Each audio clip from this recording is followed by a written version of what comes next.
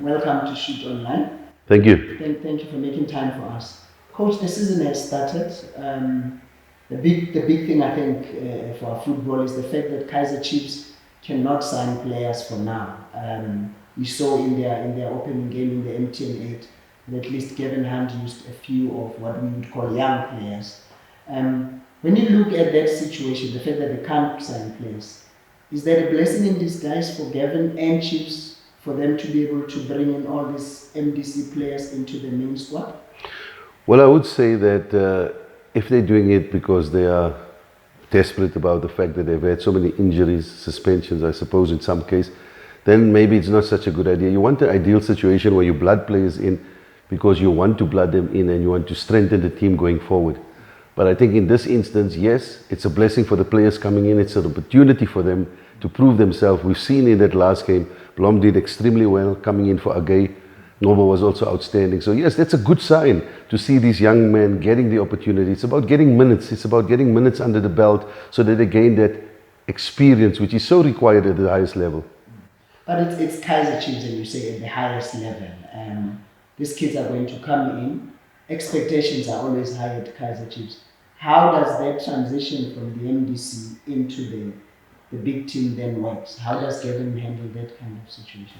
Well, Gavin basically is going to look at the qualities or the contribution these young men give him. At the end of the day, Gavin is a coach who needs to win silverware. The pressure is on him. So he's not going to sacrifice his position at Chiefs for the mere fact of just introducing young talent. What I'm saying is basically this. When you coach a team of Kaizer Chiefs caliber, the buck stops with you at the end of the day.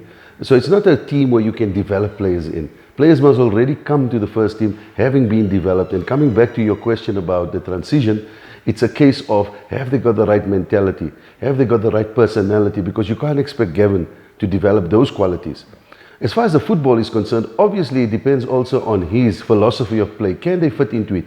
It's very difficult to judge as a group of players or an individual player just on one match. And I think sometimes we make that mistake where I think in the past Blom had a phenomenal game and everybody was raving about Blom and suddenly we didn't see Blom for a long time. This often is the case. You want continuity, you want young players to be playing regularly. But in doing so, the coach will ensure that his spine is very strong with experienced players and is able to blood in these young players around the spine so that they can actually give them the relevant experience. So it's going to be important to watch that space to see whether Gavin is going to be able to use these youngsters moving forward once the like of Nurkovic, once the like of the other players are coming back. You know, the fact that, as you pointed out earlier, that the ban has allowed these young players to get that opportunity. I think under normal circumstances, Chiefs would have gone out and bought players and, you know, that would have been a case of these youngsters having to wait a little bit longer to get that opportunity. Yeah. I mean, talking of that, we saw in the previous seasons where a guy like Ngezana was given a chance, everybody was getting excited that he's playing, and then suddenly he's just disappeared into thin air. What's the problem there? How do they solve that? How do they make sure that these young boys get the chance to play? Obviously not as regularly as they would because it's Kaizer Chiefs, you want to win. But how do they make sure that they are consistently being given opportunities to play? Well, I think what is very important is that if you look at any player coming from an academy, you look at Xavi Simons, you look at Eric Garcia, who's now at Man City, Simons is at the PSG, you look at Ansu Fati. These players are developed in a way where they are completely developed in all aspects of the game. And sometimes when you have players that are not developed in any of the 5 performance areas, meaning either physical, technical, tactical, psychological, or social, those 5 legs need to be completely, you need to have a player holistically developed. And sometimes there's gaps in the development. So when a player gets to the first team, a certain coach would like the way he plays and would use him extensively, like we saw in the case of Ngezana. He was used extensively. And then Solinas left, and then the next coach came along, didn't use him as extensively.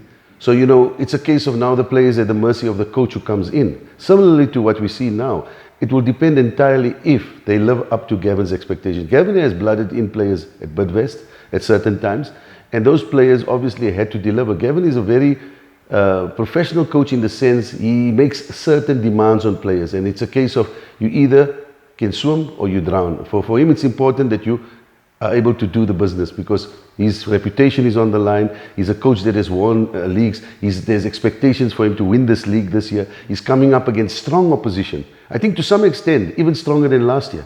Yes. Or last season, sorry. Coach, we've spoken about these younger players that we've seen coming through last week when they played Maritzburg that Gavin used. But it's not like it used to be. The machine is not, the development machine is not churning out young good players as Kaizer Chiefs used to. They still have a development team. You know there was that whole problem that they had a few years ago when they had to restructure. But from where you are sitting, why do you think Chiefs are not bringing them in as much as they used to? Well, there could be a number of reasons. The best way to answer it is, if you look at it from this angle, is you have to be involved to know what the problems are. But from looking from outside, I do think that you have to have an overall, or should I say an overhaul, on what the academy is doing and how they're doing it and what they're doing as far as development is concerned. You could say that maybe the scouting hasn't been what it should be. Secondly, even if the scouting is good, because I tend to disagree with people that say that Chiefs cannot get the best talent, because every youngster, if you look at the number of supporters Chiefs have in the country, I think most parents want their kids to play for Kaizer Chiefs. So that's a good starting point. When you have that amount of interest, you want to play for a club of this stature, then it becomes easier for you as scouts to handpick the best players. So maybe that has to be re-looked at.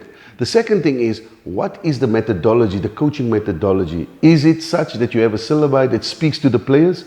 Can you develop the best players based on your method? Are you pressurizing players too early on? Are you coaching them according to age-appropriate training? Are you skipping certain stages of their development? These are all factors that can impact on a player. I spoke about the 5 performance factors. Are you measuring them? Because often we look at a player and say, wow, this is a good player, but we don't measure him over a period of time. Is there statistics to say that Blom, as a right fullback, is able to do ABC? Can he cross the ball effectively? How many runs does he make? What's his endurance capacity? What's his speed? Is he two-footed? Can he score goals coming in as an inverted fullback? Are all of these things being monitored? Or is it just that when we look at a player, we say, this player is ready? And when you do that, when you just thumbs up, the chances of you not getting the player to reach his full potential is great. We've seen in the past. I can talk from experience that I was very blessed that we had the backing of the UJ program behind us and we were able to complement each other. But it's not just the UJ, because there's another challenge there. If it's not football specific, like in the case of UJ, you got to guide them on what needs to be done. So what I did was, I used the Brazilian methodology on physical training and I shared it with those professors, and they adapted the physical model to what I wanted. So it was a case of ensuring that you make a tailor-made program to ensure what is a Kaizer Chiefs player. And it's easy, because you look back in history and say, what was Lucas Radebe as a centre-back? How do I model Blom? Does he have the same qualities? Can I develop those qualities? What was Teenage Ladla like? Because we are fortunate that Chiefs had those legends. And what made Chiefs great was ththose players. What was Ace Nsuling like? Who is he? Is Nobo the type of player Ace is going to be? And how do we mold him?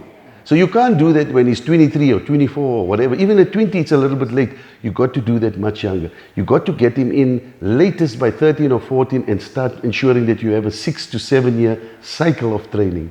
Coach, until this transfer ban is lifted on Kaizer Chiefs, how do you see the club competing in terms of the whole season? And yes, they are in the semi-finals of the top 8, MTN 8. The league is the biggest prize for them. How do they work around that?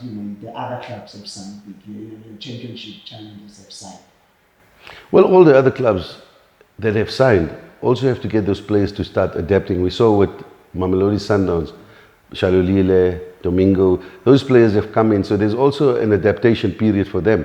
Similarly with Kaizer Chiefs, the advantage they have is that they still have the players that finished close second in the last campaign. So obviously, it's not such a great disadvantage. Yes, of course, you want to freshen up the team, you want to compete with people on the market, but it doesn't mean that when you bring players in, automatically and overnight they will adapt to your style of play, etc. So I do think, yes, they're a little bit thin in that regard, but if you look at the squad, the coach has mentioned, You know, he's happy with quite a few of the players. He's hoping that after 6 weeks or so, Nurkovic comes back. So these are players that are going to make a huge difference. But in the interim, I think it's going to be a case for them to ensure that they at least gain points and manage to keep the momentum going. They don't want to fall behind. Today will be an acid test, but you know, when you're playing against each other, Sundowns, Chiefs, there's very little to choose between them. We saw last season, Sundowns had the better of Chiefs. Chiefs ended up winning the game. The strength of a team like this is the aerial ability. We saw against Maritzburg that they will punish you on set plays. Whether the clubs playing against them are going to prepare adequately is a question that we will have to wait and see. So yes, I do think it's going to be a bit of a challenge for them now moving into the first 6 or 7 games. But once they got their full complement back and once the ban is over, then obviously they will be much stronger. You raised something about the set pieces. It always amazes me that Kevin Hunt has almost always played almost the same way. He won 3 championships with SuperSport using the attack on the wing, the cross it in, they've got the tall guys. How is it that other clubs just can't stop him from beating them when he's playing the same way almost all the time? That's a brilliant question. You know, some years ago we discussed the issue of South African players and the fact that facilities play a role in the way we shape and develop our players. You can bear with me on this. Most kids, when they play on a small area, 20 by 20. When do they have a chance to hit the ball? Our game, based on the majority of our players in the country, is not based on aerial combating. So if you are able to overcome that, if you are able to have players who can, like the Morgan Goulds you mentioned earlier, Bongani Kumalo, those guys were the type of players, they have aerial strength. You're always going to beat players that are not sufficiently prepared. Whereas if you look at, let's go back a bit, let's go back to the NPSL in the old days. When Kaizer Chiefs played the white teams, we would outplay them as far as football was concerned. But immediately when they get a corner or a free kick, they score, and we would end up having Chiefs lose 2-1 or 3-1 or 2-0 based on what? Set plays. So that advantage was, I mean, Wits of the old, it wasn't Bidvest that time, it was Wits. They used to win games and cups based on aerial strength. So there's no difference. All Gavin is doing is using the players to their strength. And you're right, he's proven over and over that if you don't prepare well for that eventuality, he will overcome you and win matches against you. Yeah. Can he use that? I mean, the big match coming up, they're playing against Pirates in the MTN 8. What do you see happening there? I think one of his former players is going to play a huge part. We know Tyson's strength in the air. We know Ofori's strength in the air. I think if Ofori, with all due respect to Mpatla, the goalkeeper from Maritzburg, if Ofori was in goal, I don't think both those set pieces would have been as effective as they were, because you saw the goalkeeper was stuck on his line. Ofori has a tendency to come off his line. So I think that is going to be a huge boost of confidence for the defense of Orlando Pirates.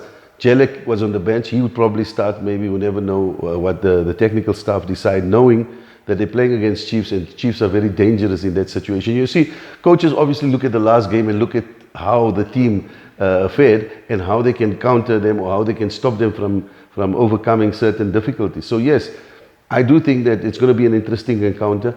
Pirates is another team that had made 6 or 7 changes. So it's also a case of we all are now saying, I've listened on radio, people are saying the teams that are going to win the league is A, B, C. I think I would be very brave to commit to who's going to win the league just yet. It would be interesting for us as football people to see the form, because the form is very key. The next 10 games will give us an indication of which team have the depth, the strength, and the ability, because it's just not about your players. It's about the fact that the team is united. It's about the fact that the team can fight as a unit when the chips are down, the commitment, the passion, the desire, all those factors that are not football specifically related to playing the game, but more the mental side, is going to play a huge part in this campaign. Yeah. I mean, traditionally, Chiefs and Pirates play their Cullen Black Label match ending the season, and then the fans of this club get excited depending on who has won. How key is this coming match? I mean, obviously it's over 2 legs. They're playing the first leg. What does victory for either of these teams say going forward into the season? Huge confidence booster. Huge confidence booster. I know from experience when I was at Chiefs, if we drop points against maybe some other team besides Orlando Pirates, it's not as bad as when you drop points against Orlando Pirates. I promise you, it becomes like a mortuary the day you lose to Orlando Pirates. And I remember when I was with Ted, when we won the league that year, we dropped points against Orlando Pirates. And I promise you, it wasn't a good feeling. Everybody is upset, everybody's heads are down, because the fans demand victory against those opponents, Chiefs or Pirates in this case. So yeah, it's going to be a huge boost, especially for Gavin, from the perspective that they came so close last season. You know, he's having to deal with a lot of challenges as far as players are concerned. He hasn't got the advantage he had at Bidvest, where he could choose. You know, every game you could see him making 3, 4, 5 changes to keep the players, you know, on their toes and not become complacent. This is one of the things Gavin does very effectively. You know, you could score this week, and if he feels that, you know, you didn't do your best, or you're becoming a little bit too pompous, he will put you on the bench and say, listen, cool down. There is somebody else that can do just as well. So it keeps you, that competitive element comes in. He doesn't have that tool here, because you can see already now, who does he bring in? If you look at the bench he had, there's very little options he has. Does he, I mean, you know, does he win the MTN 8 to settle in and get the fans off his back so that it's easier for the championship challenge? Absolutely. It's so important that he wins the MTN 8, simply to remove all the pressure, to remove all the stress, to remove the doubt or the confidence that they've lost out. The fans especially have become so disappointed and disillusioned over the last 5 or 6 seasons. I don't know if it's 5 or 6 anymore, because this is the 6th season now. So, you know, when you haven't won silverware and you are Kaizer Chiefs for that long, because I can recall when I was with Mushid and with Ted, that was normally the case. We'd win 3 or 4 titles annually, sometimes more. Now you look at 5 years, not one cup. You know, and that is the biggest concern, is to make the shirt shine again, to bring back the pride, you know, to bring back the glory, because Chiefs is a team that are dependent on winning and on getting their fans to be behind them. In other words, they thrive on success. Success or winning breeds more winning, and so forth, you see. So basically, if they start winning again, that confidence will be transferred to the players, to the fans, and you know what happens then. Then suddenly you see Chiefs are in most of the cups, they are competing for silverware. Coach, Gavin is under pressure, we all admit. You've been at Chiefs, you know how the chairman works. What kind of support will he be giving Gavin, and how will he be helping him to deal with just all this expectation? Well, I haven't been at many clubs, but the few clubs that I've been in, I can tell you there's never been a chairman like Kaizer as far as it comes to the running of his club. And by that I'm saying, Kaizer never interferes with the coaches. Even though he was a player and a coach himself, he won't interfere in the work done. Once he gives you a job, he will support you completely. Whatever you need, he will make sure he does his best, because at the end of the day, he wants you to succeed. You know, after having signed Gavin, there's been expectations, and Kaizer will support him every inch or every step of the way. So I don't doubt that, you know. Gavin is in the hands of one of the most professional chairmen in the league, if not the most professional, because as I said, from the experience that I've had with him, whether it's with the youth, whether it's with the senior team, he gives you support that means he's there for you when you need him most. When days are dark, there were times when we lost matches, and he wouldn't frown, he wouldn't pass comments, and he's a man who believes in what he does in as far as his staff is concerned. You know, normally you have chairmen that talk to everybody when they meet them over a cup of tea and come up with some sort of idea of what the club should look like. He's got a mind of his own. Having played abroad, having played professionally for as long, he knows the coach's success is based on the support structures that you have within the club. I mean, it's you know, big year. There was 50 years celebration for Kaizer Chiefs. The drought is long, and as great a chairman as he is, surely the impatience must be coming in. He needs to win the trophies. It's Kaizer Mtauni, it's Kaizer Chiefs. Absolutely, but again, remember the pressure ultimately comes from the fans and from management within the club that will pressurize Kaizer if results are not forthcoming. If he's a great believer in building success, that's what I know, because when I got to Chiefs, that was my mandate: build for the future. But the thing is, you can only back the coach for as long as results are forthcoming. You could be the best, as I said, from a person point of view. Kaizer is an excellent chairman. However, he's also got to look at the business model and say, if we are not winning, what do I do? I mean, there has been times in the past where he wouldn't want to get rid of Steve Kompella because he believed in Steve. I mean, Steve had 3 seasons there. Anywhere else, it would have been curtains after the second season. But he wanted to give him that year. But once things fell apart, even Kaizer couldn't, keep the fans at bay or keep people's the criticism or the critics away from him. And eventually, he had to make a decision to let him go.